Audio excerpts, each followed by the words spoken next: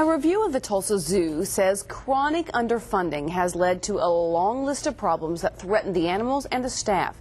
At the same time, the city has moved forward with a plan to privatize zoo management by July 1st.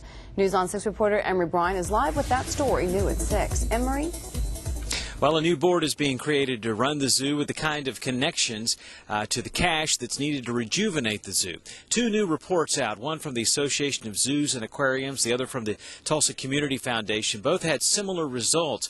Both say that the zoo has a lot of problems and doesn't have the kind of cash it needs to be any better than it is right now. The inspection found chronic problems, almost all connected to inadequate funding.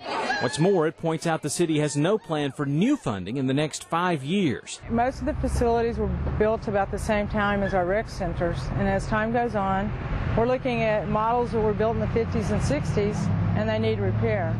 A separate outside management review of the zoo's facilities found a $12 million backlog in basic maintenance.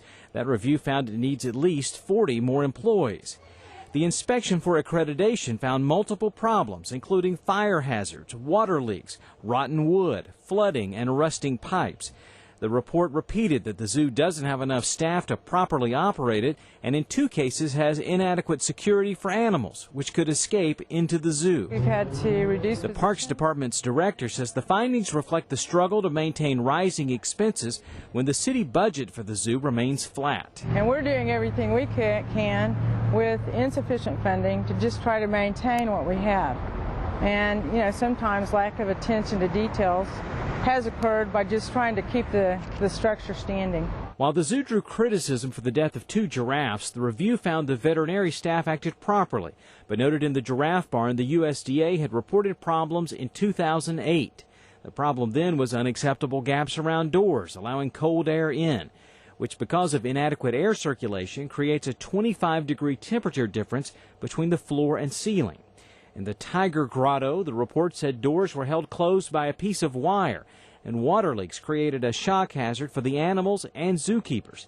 It noted a critical issue of no secondary locks to prevent the animals' escape. Now, both of those reports are on newson6.com. Now, as for the management, the city is trying to meet a July 1st deadline. That's because of the new budget year.